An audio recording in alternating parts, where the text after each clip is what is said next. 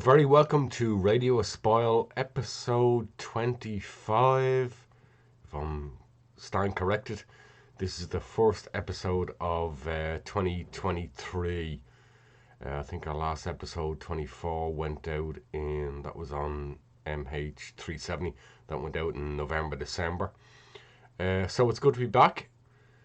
What are we discussing today? The Nicola Bulley case, a missing person, that is as it stands. Very, very quick rules, kind of housework. When I do these missing cases, I also do true crime here on Radio Espial. Facts, reality. We don't do conspiracy, wild speculation, that sort of thing. Be respectful in the comments if you do comment, and they are very welcome. As always, let's get rid of the basic stuff. Wherever you're seeing this, whether on video or podcast, that's why I do Radio Espial. Like, subscribe on YouTube if you want. Share, of course, great. Click the proverbial notification bell if you want to see other stuff that I do. And that's the other thing I want to stress here. When I cover sensitive cases like this, on a missing person or a true crime case, you are not going to get me here doing YouTube lives and covering what this person or that person had for breakfast, or whatever the minutiae of a case is. That's not the way I deal with it here. I generally work on cases like this, the Nicola Bulley case. Boom, that's the case, that's the timeline, that's what happened, these are the facts. I have 3 pillars I work on: the case, the facts as we know them, that has been disclosed, how the media in general is dealing with them, mainstream media, TV, radio, and then how social media is dealing with it. I don't do follow-ons to timelines of missing people unless there is a conclusion. We'll talk a little bit more in this timeline on that. So grab whatever you want, coffee, a tea, a beer, whatever. We're going to go into this case now. There are going to be some video inserts, what I think is relevant to this case. And yeah, look, let's just get on with it. Thank you for joining me. My name is Mick Rooney. I'm a journalist, and that's the approach I take to this case. Okay? Let's go.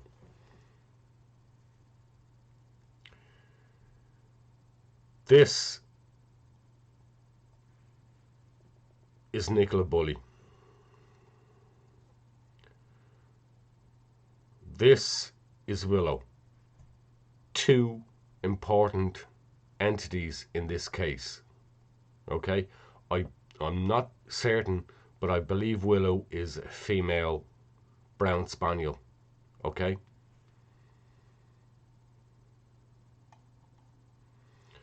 Here's a summary of the case. Nicola Bulley, 45, a mortgage advisor, was last seen on Friday morning,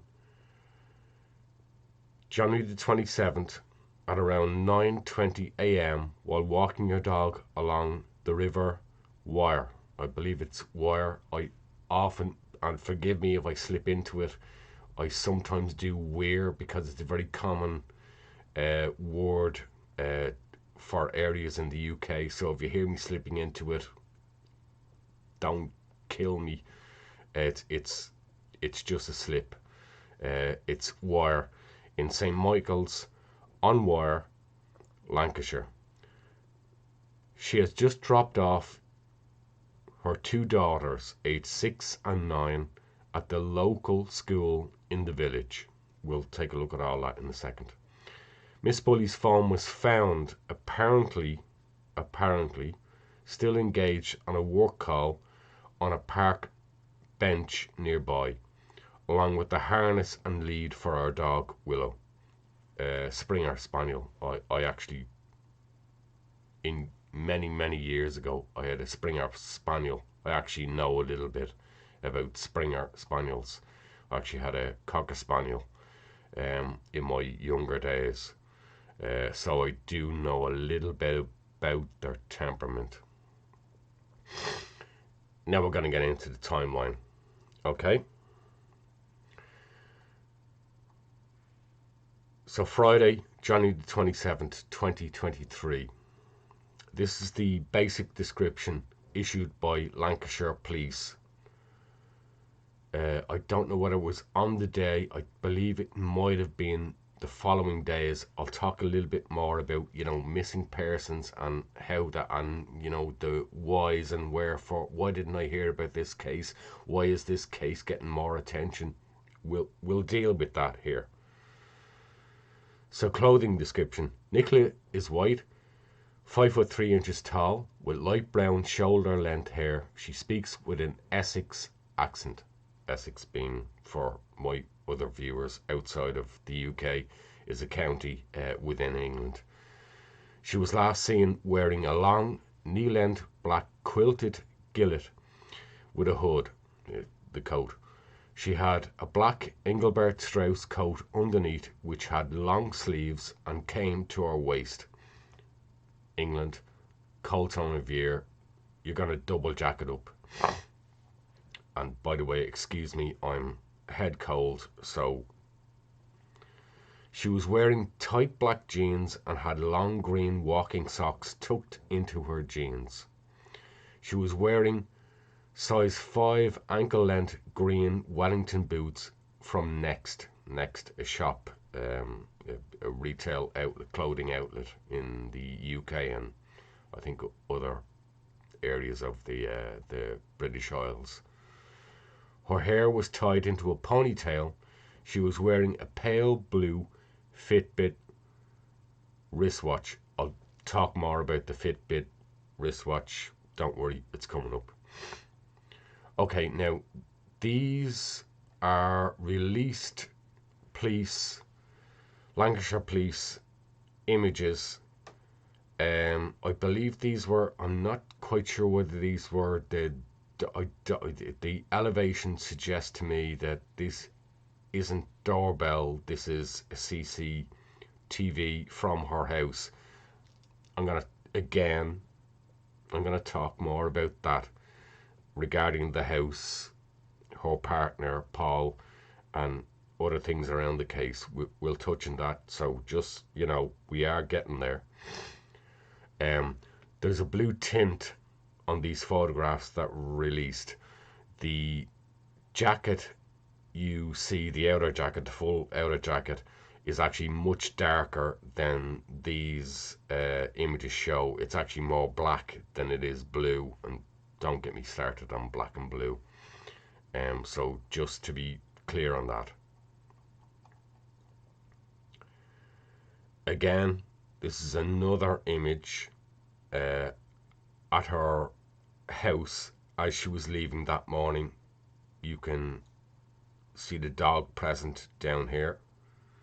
So she's loaded the car, and she has two young children with her, age 9 and 6, her daughters, and she's doing the proverbial school run.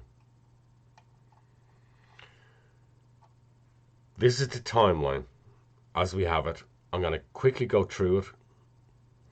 I'm going to show you a video also after, so you can get more perspective on this, but without commenting, I'm just going to go through the timeline as we know it, as has been released by Lancashire Police. 8:26, Nicola leaves her home address with her children, 2 children. 8:40 a.m, Nicola drops her children off at school and has a brief conversation with another parent. Key in an element that there's a fix on where she was and what she's doing. 8:43 a.m, Nicola walked along the path by the River Wyre, having dropped her children off at school. Her car remains in the schoolyard car park. Okay, that's important. 8:47 a.m. to 8:50 a.m. approximately. Again, when witnesses recall something, we can't be absolutely sure of their timing, their perfect timing. They probably have a general idea of timing, but we can't be absolutely sure. So 8:47, 8:50 a.m, a dog walker, somebody who knows Nicola, they recognised her. This is a small local village in the UK. This is not some sprawling mass. They saw her walking around the lower field with her dog, the area where she walks her dog along the River Wyre. Their 2 dogs interacted briefly before the witness left the field via the path. So the witness has left. 8:53 a.m, Nicola sent an email to her boss. Now I want to be clear about that. The phone data has been extracted, and I know people might feel it's been pedantic a little way. Her phone, the phone registered to Nicola, the phone that Nicola owns, recorded an email to her boss. We can't be certain who sent that mail, who was using the phone. So keep that in mind. Okay? One can presume reasonably that it was Nicola who sent that email. 8:57 a.m, she sends another communication. This time it's a message to a friend about a play day for their children. I believe this person was initially she knew as a client.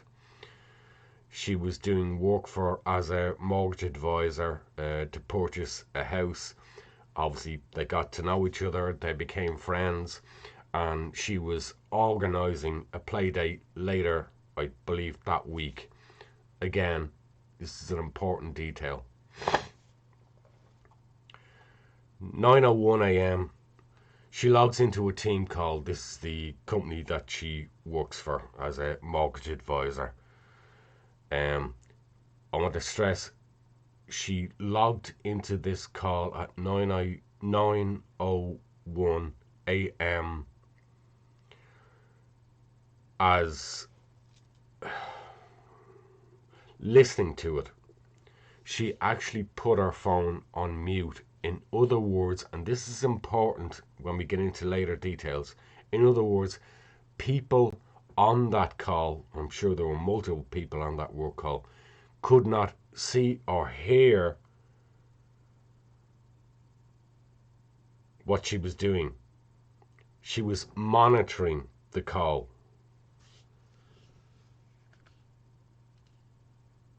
9:10 a.m. approximately, this has never been established. It's a witness saying, I think I saw Nicola across in that field at approximately 9:10 a.m. Another witness, somebody who knows Nicola, again also who recognised her, saw her on the upper field, we'll do the maps, walking her dog Willow.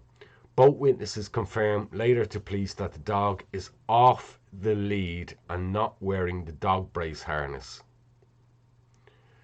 9:20 a.m.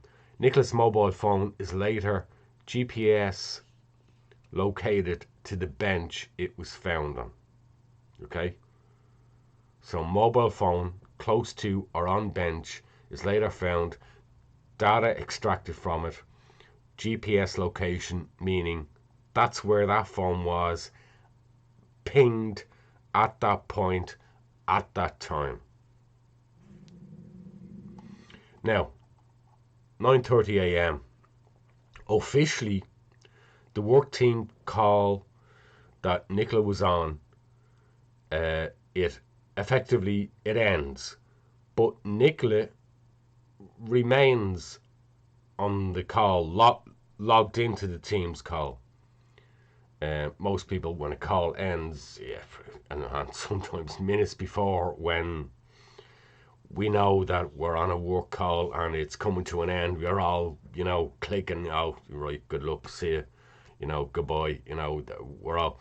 But Nicola's phone remained on that, logged into that call. 9:33 a.m. Nicola's mobile phone and Willow, the dog, were found at a bench by a local business owner walking her own dog. Nicola's dog is pacing between the riverbank and a nearby entrance gate. I think this is called something like the Whispering. Have I got the name right? The name escapes me. It'll come back to me. It's a gate close to the bench, and the dog is in somewhat of an agitated state. Owner not there, as you would expect. The lead and dog brace is also located close to the bench on the ground. 9:35 a.m. The lady ties Willow up and returns home because she has an imminent appointment that morning. I'm going to get into that more later, okay, so just go with us. 9:35, 10:50 a.m. The woman finder, on returning home nearby, she lives close by, speaks to her daughter-in-law, who immediately knew who the dog belonged to when she recounted details to her. Efforts to commence to locate Nicola and the nearby school and her partner at home are contacted. Police have been very circumspect about the identity of the woman who first came across the phone and dog at the bench, and the exact circumstances, why the dog was tied up, who phoned who, and who visited the scene at the bench before police were alerted just before 11 a.m. Okay, 11:50 to 11 a.m. So we've got something of a gap here. Phone and dog found, 9:33 a.m. Police not officially alerted or even aware that an event has taken place or they should be aware of until 10:50. So between 10:50 and 11 a.m. the police receive a formal missing person inquiry by Paul Ansell, Nicola's partner. It is unclear the chain of events that have occurred over the past 77 minutes, okay, we're thereabouts, and why it took so long for them to be alerted to a riverbank find incident that occurred earlier. Again, we'll explore that later. The location, St. Michael's on the Wyre, Lancashire. Okay, I know people are all over the world. Here, the UK, Britain, what does it even, where's that? Where exactly are we talking about? That's where it is. The red piece you see there, that's the county. In England, it's quite northern. I think it's above Wales, not quite as northern as Scotland. So that just puts in mind where it is. And you can see it's on the coast of the Irish Sea. This is a general map of the area. I'm going to very quickly go through this because I think there's a video insert coming up shortly. This is the infamous River Wyre. Okay, if you follow me. Okay, you can see it's quite a undulating, and you know there's a lot of bends and twists in it. You can see it's quite a rural area. There are some to the top here, the top left. You can see, you know, housing estates. By the way, the school is actually out of picture below. Okay. This is the so-called last known area. This is where the bench actually is. It's on this very sharp elbow. This is where the actual phone and the Willow, the dog, were found. And there's an access path to get out, back out into the village from here through like a footbridge out onto the main road into the village.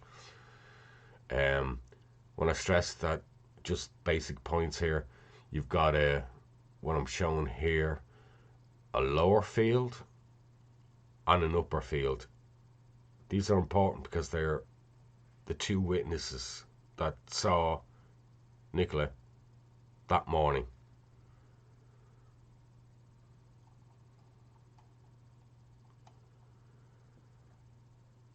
This is the bench itself.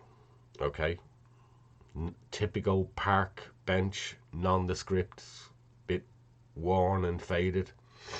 This is obviously taken after, because this is the actual Lancashire police notification of a missing person nailed to the tree.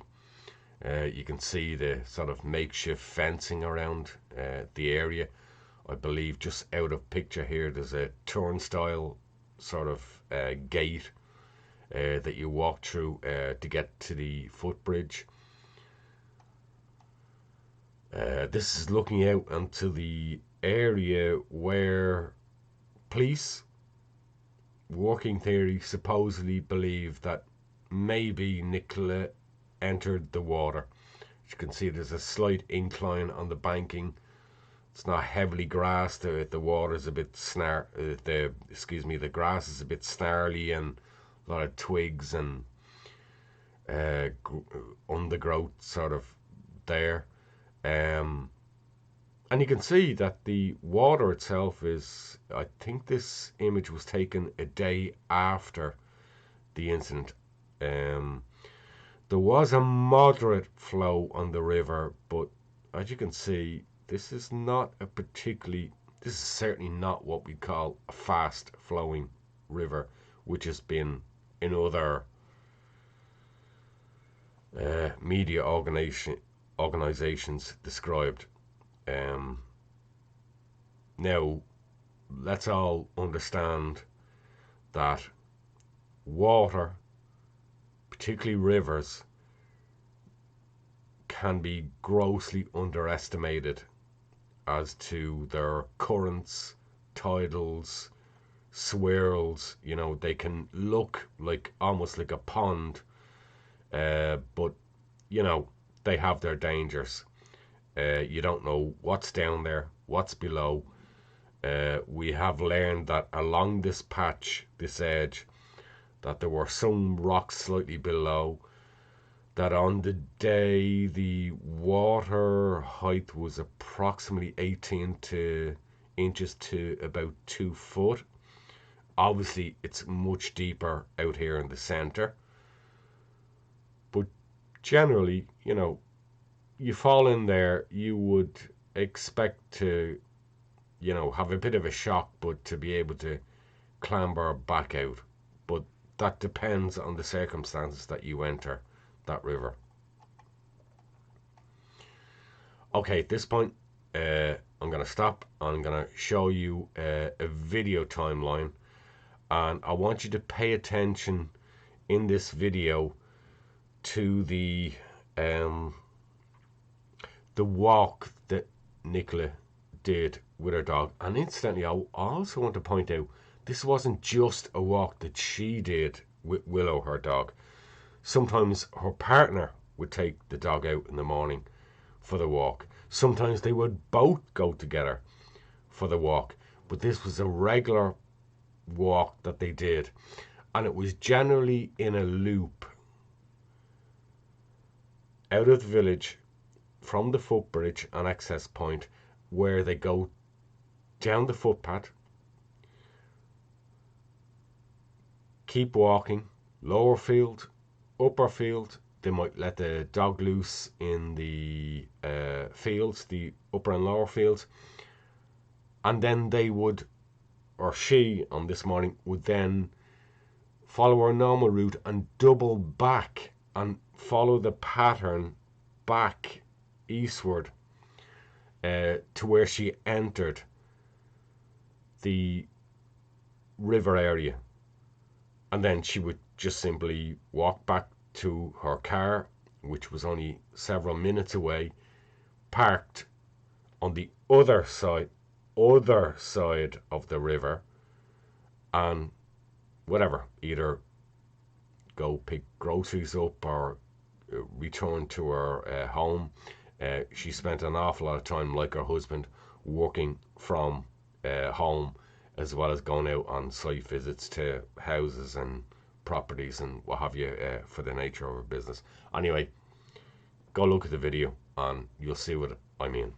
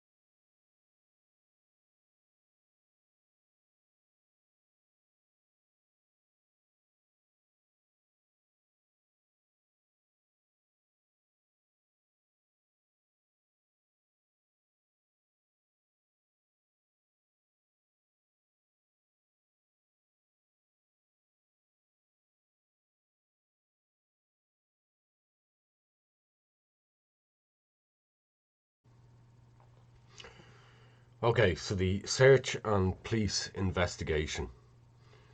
January 27th, day of the incident. Police arrive at the riverbank between, again, 10:50, 11 a.m. when it's reported. They arrive. My understanding is, obviously, they didn't arrive until after 11 a.m. So we believe sometime between 11 a.m. and noon, police officers arrived. Remember, for goodness sake, like, this was reported as something unusual, stuff found on a bench, a dog running agitated back and forward. This, there wasn't helicopters and search teams suddenly arriving here. Police hadn't even assessed what was going on until they arrived. So please bear that in mind. Police eventually get fully aware of all the circumstances, the find, what's going on here. They have to appraise the situation. Remember, nobody's seeing anybody drowning in the water or anything like that. There isn't ambulances suddenly arriving. They're simply appraising a find at a bench that is slightly odd. Somebody has reported the find.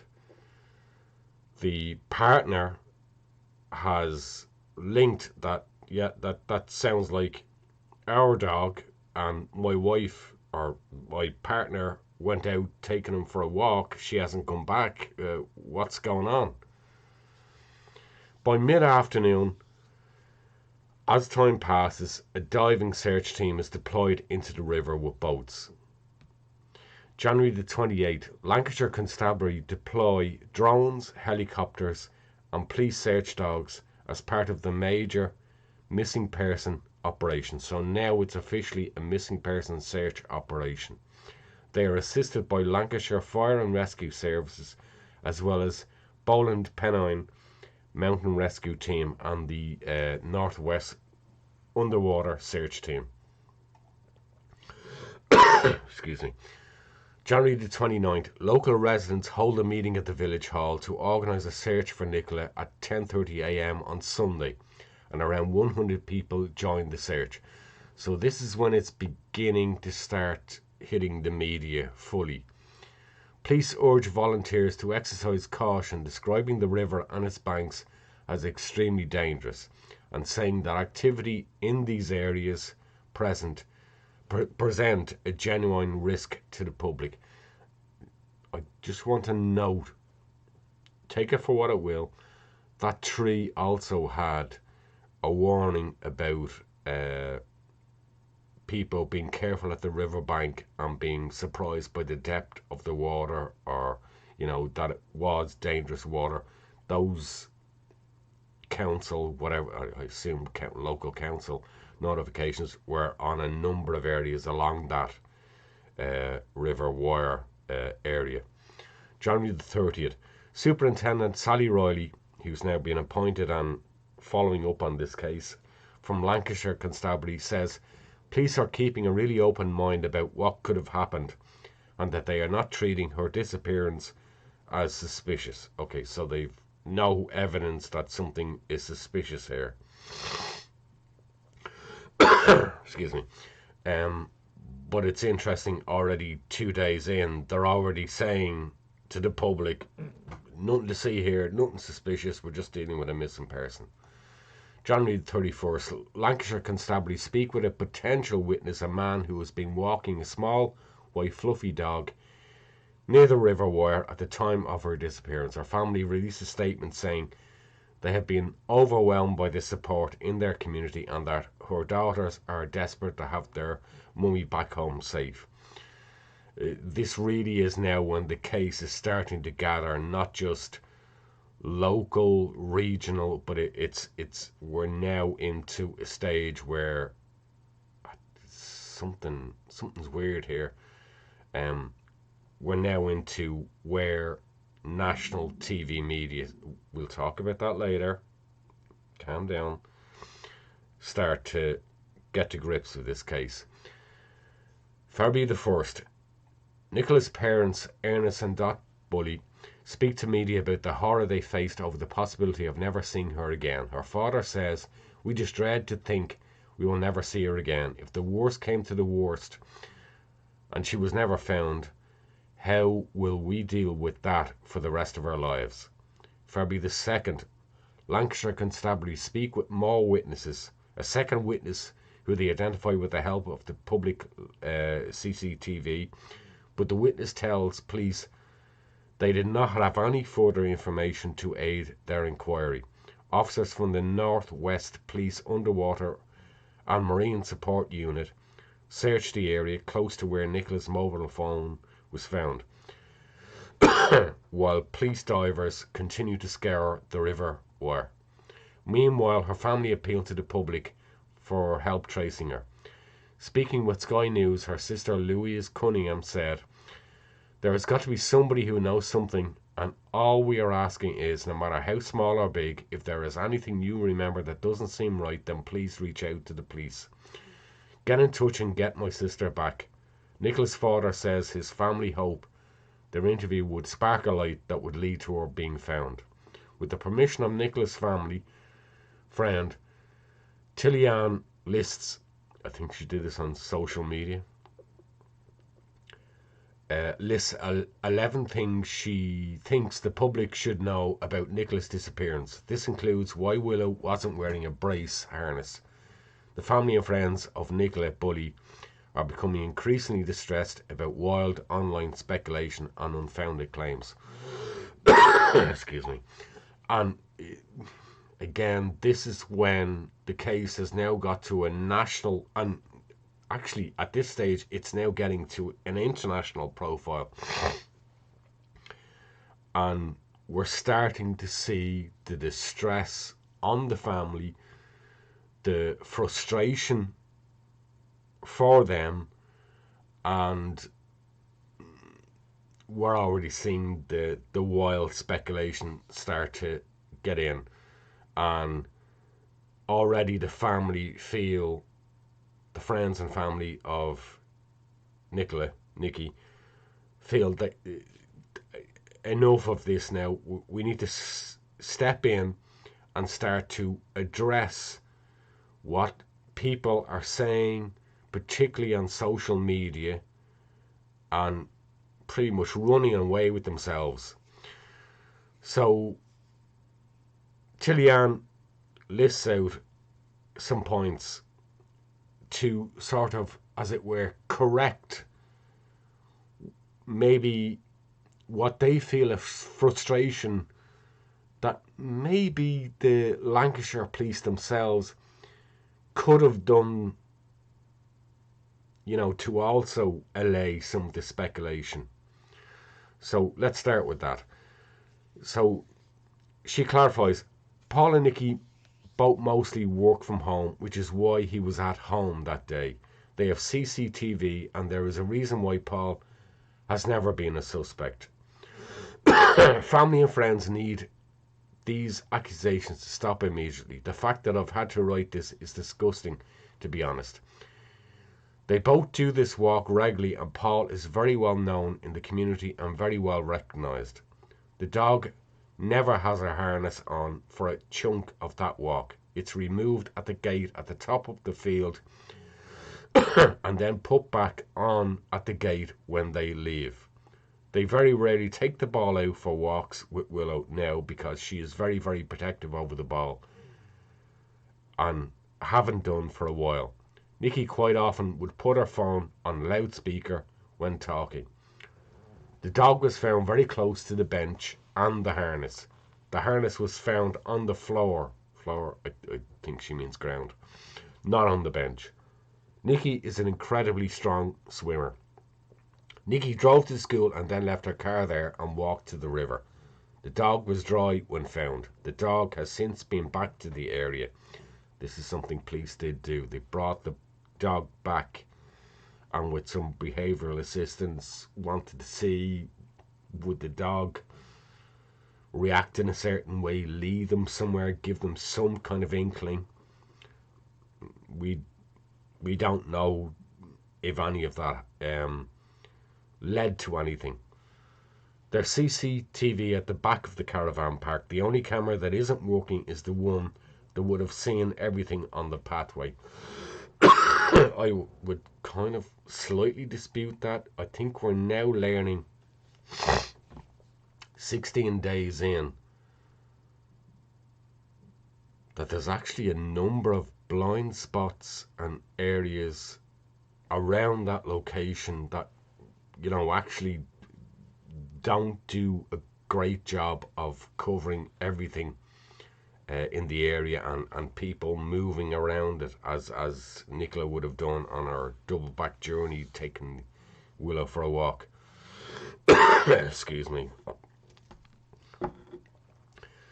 There's been an awful lot of talk about one particular camera. This is actually it. Red circle. There's actually two cameras there.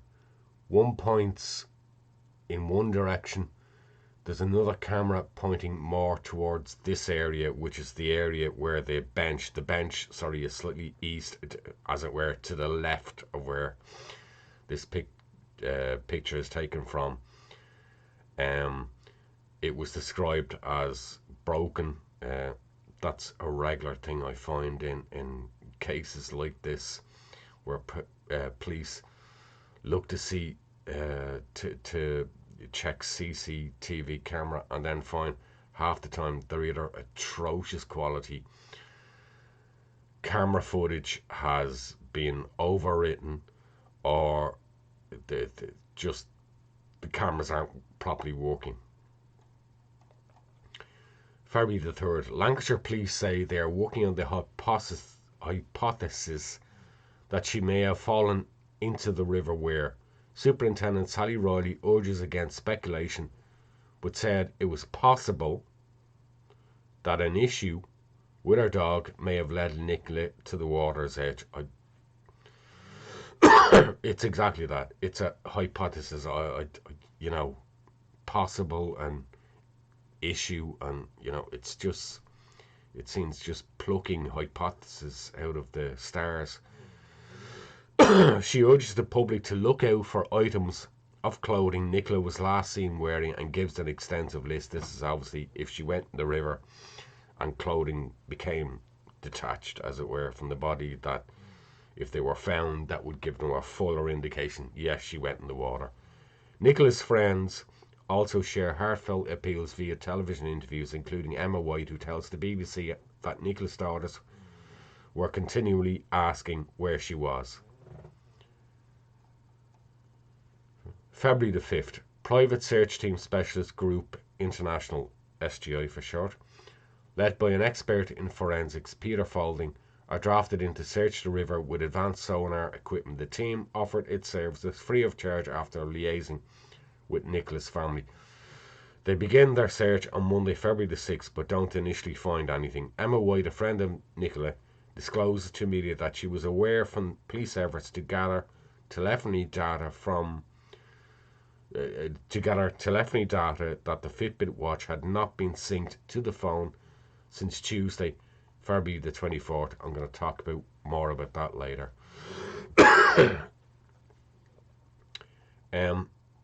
Just to clarify on this whole SGI and Peter Faulding, it was the family who became aware of Peter Faulding and his work and the SGI team in previous cases. I actually think, if I'm not absolutely certain, I believe Peter Faulding's SGI team were also involved many years back with the April Jones case in Wales, and he's been involved with quite a number of reasonably well publicised cases.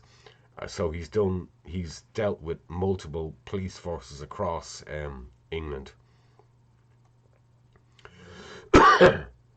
Again, we'll deal with the Fitbit watch shortly. February the 6th, Mr. Faulding tells Good Morning Britain, we sonar down river on the tidal area right the way down about 4 miles. We could see nothing down there. That's not what I would call the hotspot really. Today we are going to be doing the area originally where Nicole's phone was found. I must state that day that area was searched by professional police divers and nothing was found, which is highly unusual. Again, he's stressing that the afternoon that Nicola went missing, the river, the immediate area where it was suspected she might have went in the water, it was actually searched. There's been talk of that no, that wasn't done until days later. Why did they wait that long? He has confirmed himself that it was searched, and local residents, say they saw boats in the river and there was a search done. February the 8th, Mr. Faulding tells media that his SGI team has concluded their designated operations for police and that he does not believe Nicola is in any body of water, whereas diving and sonar teams have searched. It's important to stress, SGI searched, assisting police, Lancashire police, where they were instructed to search. They didn't come in and just say, screw yous, we're searching here, we'll search where we like. They were under instruction from Lancashire police as to which areas they could assist and search, and that's what they did. He reiterates that it is the most baffling missing person case he and his team have ever been involved with. throughout the UK with various local and regional police forces. Police search teams shift their water searches closer to the mouth of the River Wyre as far east as Morecambe, with the possibility that Nicola's body has washed farther downstream than first expected. Police warn members of the public not to turn up at St Michael's Wyre location as tourists, to sightsee and legally trespass or enter abandoned properties around the area that the police have already searched days ago. February the 9th. The police investigation, while still focusing their main hypothesis on the accident and Nicola entering the water, began to concentrate more resources on tracking 700 drivers they have identified on CCTV passing through the nearby motorway and the village roadways, and vehicles parked in the area close to where Nicola disappeared on January the 27th. They accept that they cannot still rule out that Nicola Bulley did leave the area on January the 27th, but as yet she has not been detected or is proven with evidence that she did leave the area. To combat an influx of case tourists entering the wider area, police issued dispersal orders on several members of the public for trespass and antisocial behaviour, particularly in relation to abandoned and derelict buildings. The water and riverbank search has expanded to areas downstream close to Fleetwood and Morecambe, where the river mouth eventually runs out into the Irish Sea. This is the river mouth here, and you can see the vast expanse of area that they're dealing with, but why they're down there I don't know.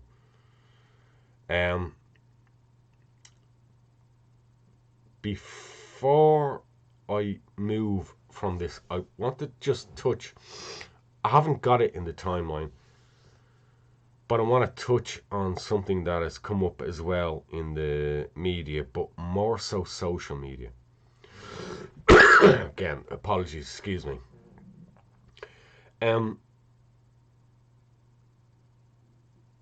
There is a case on the River Wyre that dates back to 1978. And it concerns a 16-year-old, Roger Jones, who had an accident on a motorbike, went into the river, and it took 8 weeks to find his body. Again, 1978. And I've seen an awful lot of people make reference to this. I presume people who want to say, well, yeah, the most probability is that Nicola did somehow enter the river, was incapacitated, drowned, and look, give it time, they'll eventually find her. That may well be the case.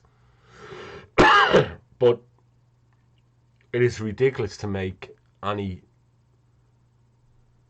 assertions and comparisons to that case for a number of reasons.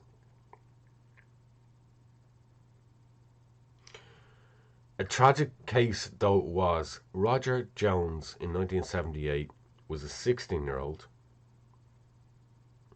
on a motorbike.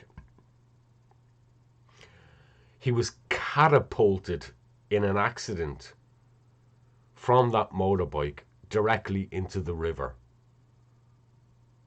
His body suffered injuries in that motorbike accident.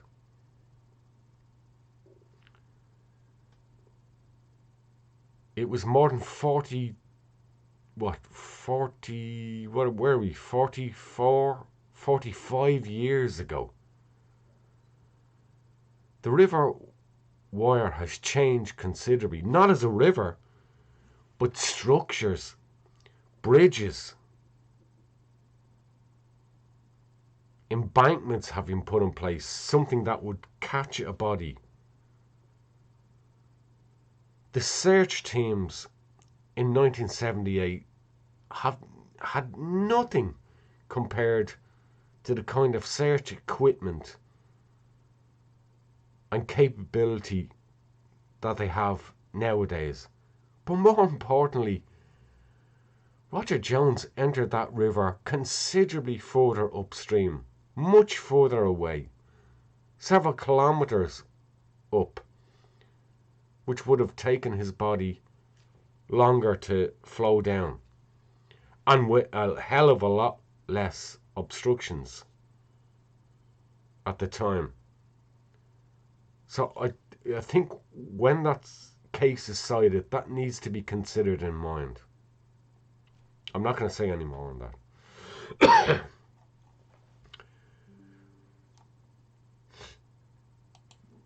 A 55-year-old witness goes public and reports to news media that on the morning of Nicola's disappearance, they noticed a tatty, shabby red van parked outside a barn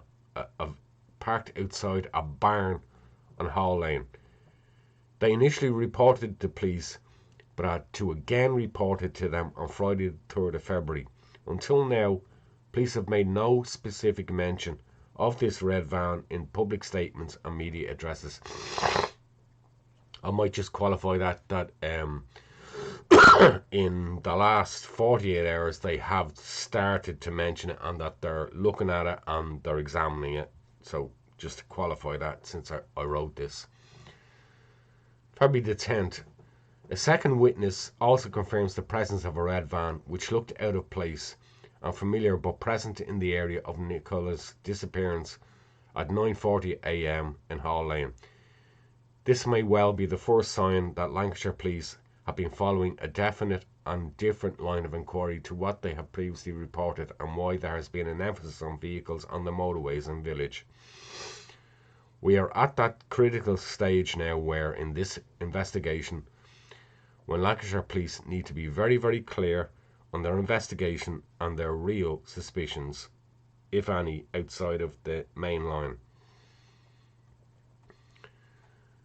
Please provide not new updates on the case. No new updates on the case were February 11th. And Channel 5 broadcasts in the UK a 75-minute documentary highlighting the case. It goes more into detail with an interview with poor Ansel, the partner.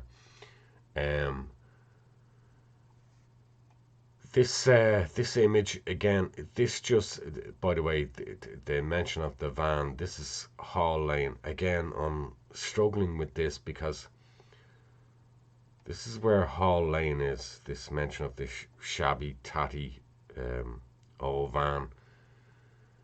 It's on the other side of the river.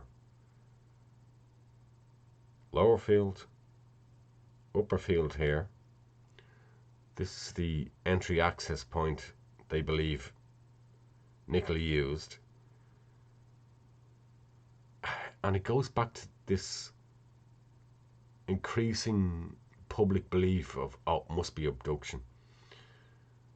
How do you abduct a person walking a footpath in this area and manage to get them back to some sort of vehicle parked down here without nobody noticing on a busy road? And we'll look at that more, the A586 which runs through the village. You know, if we're going to look at the abduction theory, you can't decide it must be abduction and then play a conspiracy bias and only look for things that might support that. So a suspicious red van. I don't even know what a suspicious red van looks like. Does a red van goes, hey everybody, I'm suspicious, I'm standing this way? Or a person can look suspicious or behave suspiciously. How the hell does a van look suspicious? Maybe they mean how it was parked unusually, illegally or something like that. I don't know. I have looked at Google Maps.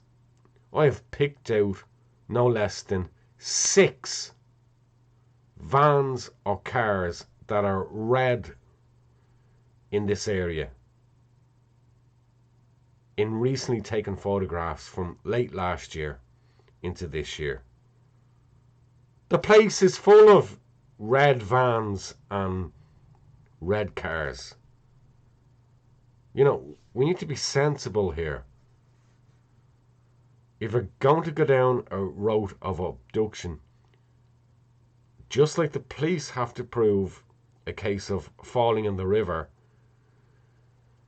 social media people need to be able to properly outline a sensible and plausible idea of abduction.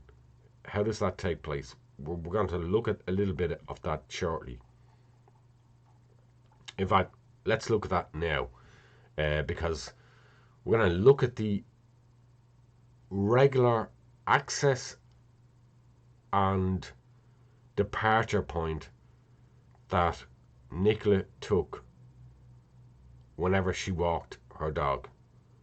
She rarely used another exit point. Let's take a look at that now. So this is the only path out of this whole area that's not covered by a CCTV camera. So if she came out of this way, where did she go at this point? If you turn round and look here, it's a busy road. Hundreds of cars were going past here at 9 o'clock on a Friday morning. And since then, the police have tracked 700 vehicles going past at the time Nicola went missing.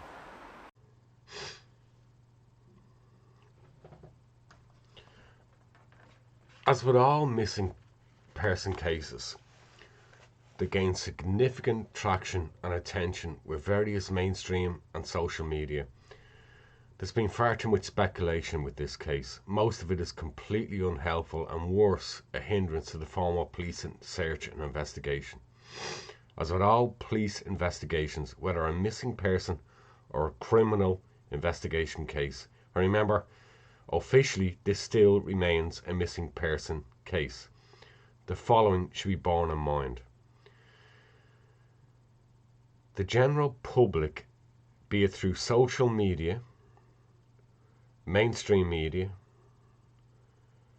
forums, have absolutely no automatic right or personal entitlement to ongoing or gathered information and potential evidence that may later be required for a formal investigation, coroner's inquest, public inquiry, or subsequent criminal charges on a case that might be brought. And I'm not even suggesting that that's going to happen here. No entitlement. Zero. Nada. Nothing. The only people who should have access to all information are the people working on the case, directly involved, and family members. Even journalists have to operate under strict codes of ethics on what can and can't be reported.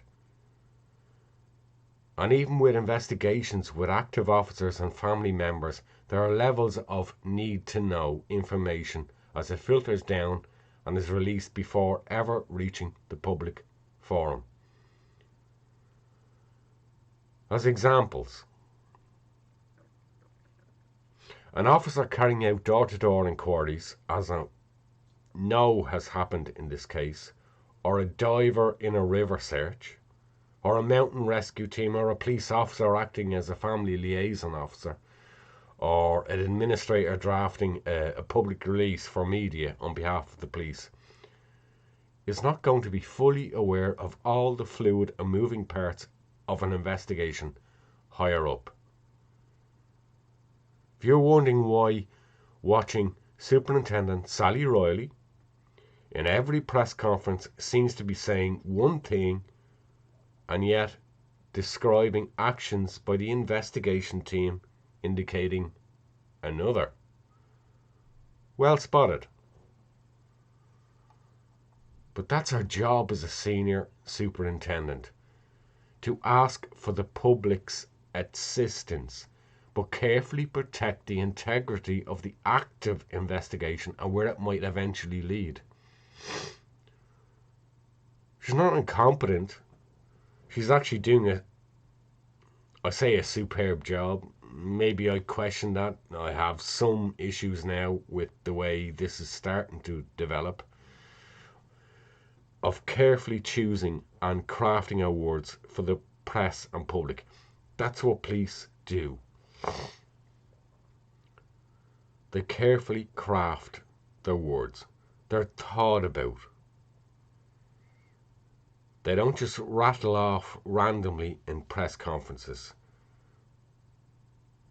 But unlike the press and public, hanging on our every word, she too will have to explain and justify every action our investigation team took in this case, to our bosses, on the resources and costs involved, any missteps, a potential case to a coroner if a body is found for a misadventure, and a case to the Department of Public Prosecutions if a criminal case is ever brought and required for evidence of nefarious actions.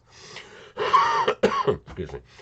And I also include accountable to the family asking questions. The press and public will be forgiven for running scurrilous clickbait articles every day that the public, racing for information to unload their precious opinions and fantasy theories based on nothing. Sally O'Reilly doesn't have that luxury like the rest of us mere mortals. I would ask all to consider the following details of this case. And I've seen this an awful lot of times asked. I saw it as far back as, oh goodness me, cases of that I've covered. Trevor Deely. I haven't covered the Madeleine McCann case. It's not a case I'm touching. Another one, Summer Wells, ain't touching it. I know cases that I just am touching because it's so embedded in nonsense and social media. But why do certain cases garner more attention in the UK? And one can extend that to the US as well. Every part of the world.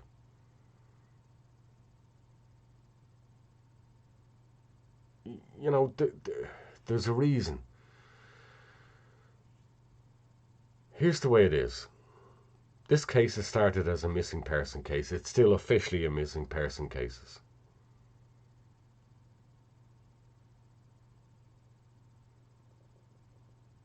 You would be staggered by the statistics.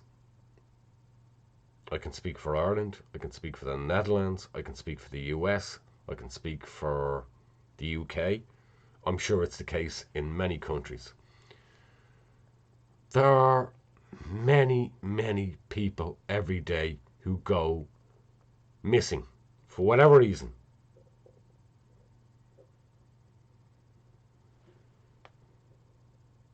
If you're asking why does one case get more precedence in the media than another, it's generally because most of those missing person cases get resolved very soon, within hours, even if there's a public or police announcement, or within days. We hear about the cases that stretch on for days and days. And when we have those cases, they garner public interest because the families and the police are continuing to escalate the public profile of those cases to assist them. That's why we hear about certain cases more. It's nothing to do with whether a person is of one Caucasian or another, or is from this community or that community. It's about seriousness of case, need for further public assistance, family involvement, and where there are, as in this case, curious and odd matters that don't fit with normal. Look, people go missing, and guess what? Shock horror, people go missing, and despite what you might think, most of them are found within hours and within days. We only hear about the cases where something is not quite right, or somebody has been missing for a substantial amount of time. Don't underestimate what the police investigation knows after 14, I think we're at 16 days now, but it's not made public. Don't assume that the police investigation team are not baffled by why they have not found Nicola's body after the initial 48-hour river search, but there is a reason why they are still there. How many clowns and trolls did we hear in a case I covered, the Gabby Petito case in the US, insisting that Brian Laundrie was not in the Florida Reserve Park, before weeks later his body was found exactly in that area. Don't assume that privately the Lancashire police don't already agree with the SGI's Peter Faulding and his frustration. I know Peter is frustrated with what he's been involved with and what he's seeing from his perspective. I can't speak for Peter. I can't speak for the Lancashire police. But don't assume Peter Faulding of the SGI is privy to every scrap of evidence the police have stripped and gathered from devised communications that may tell them categorically that Nicola Bulley is still at that location. Mobile phone and Fitbit wristwatch. Peter, with all respect to him, runs a company, a diving operational search planner. He understands to a degree forensics in a case. He's helped out in many missing person murder cases as well. But he's not a telecommunications expert. He's not a police officer. He's not in on the top end of this police investigation team. I mentioned it earlier and I want to say it now. Fitbit watches are generally sync paired by Bluetooth to a phone device and regularly update data to the phone every 10 to 15 minutes, I think, if it's working correctly. What you may have missed, and this is the thing that people comment socially, on this case, but I see so many people commenting and jumping to assume when they've missed so many aspects of this case. I don't expect everybody to do the in-depth research that I've done, but I see it all the time when people jump in on comments. I've seen so many times.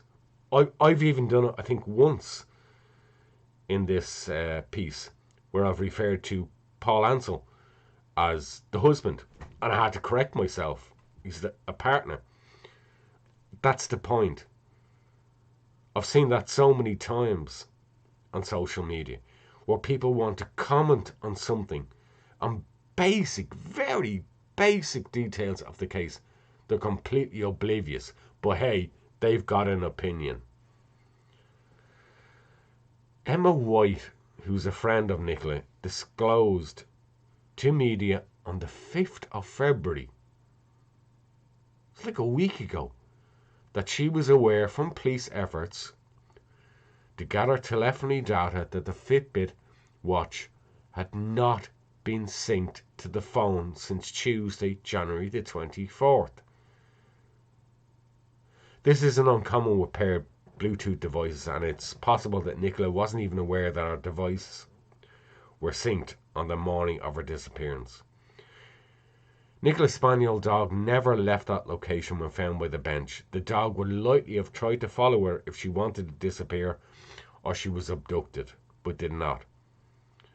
From what we now know from the local businesswoman who found Nicola's dog and phone, Willow couldn't after 9:33 a.m. because the finder tied the dog up and left the scene. Yeah, I mean, make of that what you want. Police now need to publicly confirm that the dog was tied up, as some media have reported, or not, when they eventually were alerted and arrived at the scene. And if it was, by whom and for what purpose and intentions. And more to the point, why police were not alerted until more than 75 minutes after the first find of a stray spaniel dog and a mobile phone abandoned on the bench at 9:33 a.m. There was no reported commotion or noise reported by other dog walkers in that nearby vicinity. We need to also consider, how would a potential abductor get a fit 45-year-old woman to a car or some kind of vehicle after a struggle, a force, a gunpoint, knife point, to a vehicle that would have to be parked reasonably close by? What did they do? Drag her? Carry her? I mean, if you're as fascinated with the abduction theory and the lack of a discovery of a body in the river after so long, do you not need to start asking yourself why you're not more fascinated by the lack of signs of a struggle or a body dumped and found in the undergrowth nearby, let alone the river? The 10-minute window for such an act without attracting attention from someone seems far too small. How would you get Nicola from that river walk to a vehicle?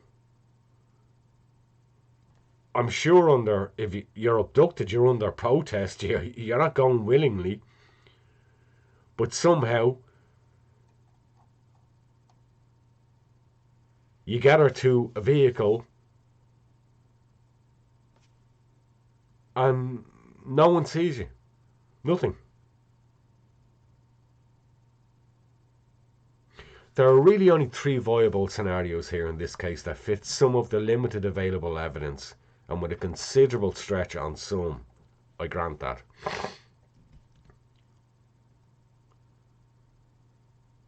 Nicola somehow lost her footing and fell down the bank into the river and became incapacitated sometime after 9:20 a.m. or before 9:33 a.m. when the phone was at the bench. I think it's reasonable to conclude it can't have been close to 9:33 because you would hear somebody splashing around in a river, like, and this is the problem. Could this have happened when Nicola was attempting to refit the brace harness and lead on the dog on the return journey back down the riverbank from the upper and lower field, without anything else to prove otherwise? This remains the most plausible possibility, despite the lack of a body, unless any further evidence comes to light to dispute this scenario. And I think that's where the police are. Unless there's actually evidence of something else,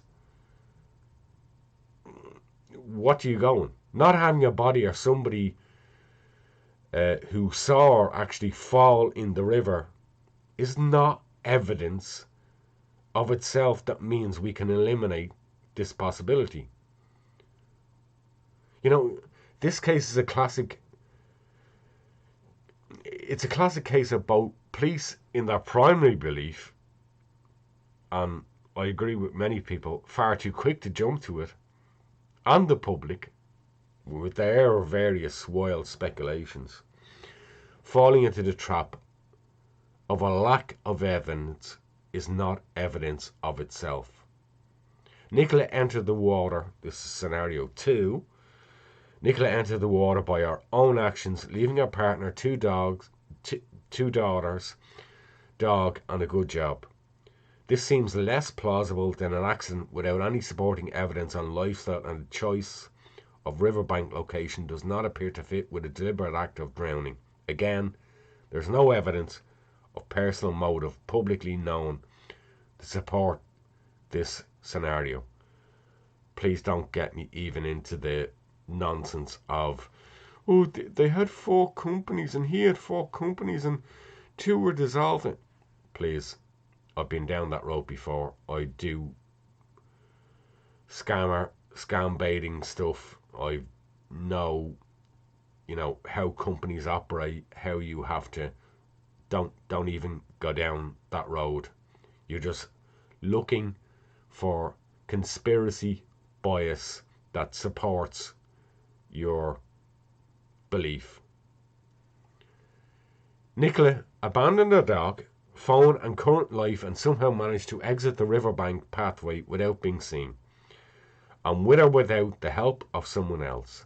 And despite national media attention, now international, has somehow managed to remain incognito all this time. There's no evidence to support this scenario, and by now, 2 weeks later, police would have had some evidence, motivation, or inclination from lifestyle that this was still a possibility. Maybe they have. Maybe they just haven't disclosed it to us. I don't know. This seems the least likely of all 3 possibilities. If you wanted to disappear, why take the dog with you to complicate matters? Why take a traceable phone and Fitbit watch? Why take and interact with people that morning over the critical half hour or so to disappear from the school run to the riverbank? Any evidence of a third-party sighting of Nicola somewhere else after 9:30 p.m. so far is absent from this case. No witness of a struggle or noise. The initial behaviour of the dog staying at a single point without attempting to follow her away from the area. Leave scenario 3 or full abduction case difficult to support. But that doesn't mean those scenarios still need to be eliminated. But they can only be eliminated with evidence. You can't run with them and go off, disappear,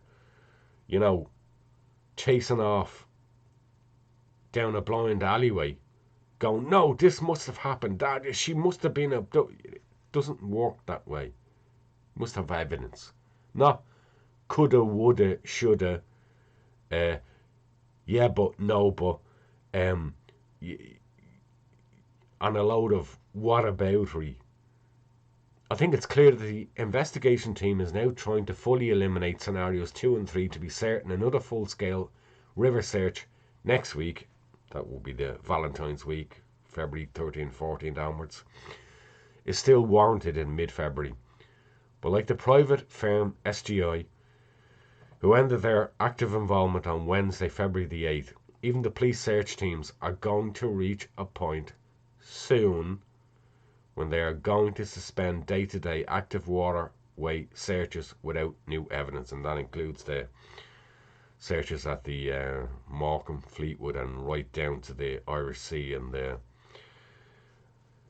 wires running to the delta flow into the sea. And that is the point when Lancashire police will have to substantiate any further water searches and the reasons underpinning their wider searches beyond the area to the general public. As much as the public want to help They're also not mugs. I get that. I understand that. They can see the continued police contradictions on likely scenarios, and yet the police keep pushing for public lines of inquiry which seem completely and utterly adverse to the primary scenario presented, the accidental drowning. What evidence, if any, made police focus on scenario 1 from the outset, and initially to the exclusion of any other publicly? Only then will we know the evidence or undisclosed line of inquiry the police are still pursuing, or lines of inquiry that they have not made public. Is there any significance in the fact that by day 14 of the search, day 16 actually now, day 16 of the search, police have yet to disclose specific ping data timing from Nicola's mobile phone, and when exactly the Fitbit watch was last updated to the phone? What specific time did the Fitbit go out of Bluetooth range of the phone, and if it has been any use at all? It is even possible there was a data Fitbit upload to the paired phone after 9:20 a.m, or at least a failed ping connection log-on attempt if the device wasn't synced since Tuesday, January 24th. Remember, I've already stated that according to Nicola's friend Emma White, that Fitbit was not synced on the morning of January the 27th.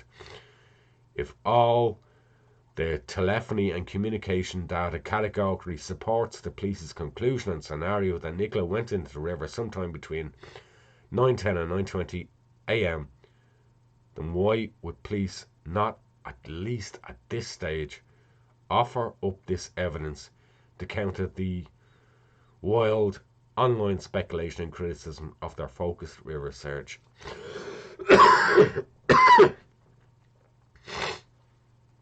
So what needs to happen now?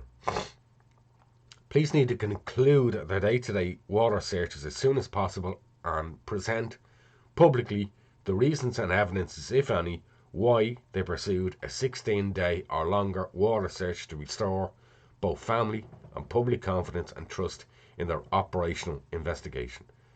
They need to also demonstrate practically that they are open and thoroughly investigating all other lines of inquiry if they have not already. That includes explaining why and what evidence they will glean from tracing and speaking to the drivers of 700 vehicles on a motorway and local village roads heavily trafficked from the location of a riverbank, meaning scenario number 1, accidental drowning. What possible witness evidence could these drivers add to a case of accidental drowning when they were not near the immediate area or could not witness the event? Police, while focusing on a 10-minute timeline, also need to be more publicly open about the sequence of events. The final female witness involved who discovered the dog and bench scene, what that witness finder did or did not do at the time, why and when the direct communications to them actually begin that morning from 9:23 10:50 a.m, when this case finally progressed to a missing person case. While the general public is not entitled to sensitive information, I do believe in trust. I do believe that trust and confidence in the police investigation will be better restored if greater clarity is provided by them into the more critical window of 75 minutes after Nicola's dog and phone were found. Why was the lady who found Nicola's spaniel Willow and phone on the bench more concerned at the time about securing the dog than the actual whereabouts of its owner? Why and with what did she tie Willow up with? The dog lead found or something else she already carried with her? I can understand finding a stray dog in a park, a riverbank, but an abandoned phone on a bench as well, this did not alert to something being odd. How long did the lady finder actually wait for the owner at the riverbank to return after tying up Willow? and then going home for this appointment, imminent appointment. 1 minute, 2 minutes, 10 minutes. She leave immediately. Why did she contact her daughter-in-law first and not the local police? Who else visited or passed that bench area during those 75 minutes until police were alerted? Has the phone been forensically examined for fingerprints? If in the coming days there has been a substantial shift in lines of inquiry, and I believe there will, without compromising sensitive information, then that must be stated publicly in police press conferences. And if they now believe there is less likelihood Nicola Bulley's life ended in the Wyre River on the morning of January 27th, then they must state that belief categorically, and as categorically as they believed she did many, many days ago. Only then will many contradictions be eliminated in this police investigation. To conclude, my thoughts remain with the family and friends of Nicola Bulley, and that they will soon have some resolution in this case. Thank you again. Like, subscribe, share, click the notification bell. Look, I'm going to be very clear, as I've already said at the outset here. I'm not doing an update on this case again unless there is very significant information. I don't do what other YouTubers do, where, you know, I'm not interested who had what for breakfast, and that should turn into an hour-long, you know, live YouTube video. It's not the way I work. I've explained at the outset how this works. I will update you if there's any significant development on this, and I'll kind of do a Radio Espial short or something, and it will be that. It will be short. Thank you. This took a while. I tried to be as thorough as possible. God bless. Take care. We'll see you again soon.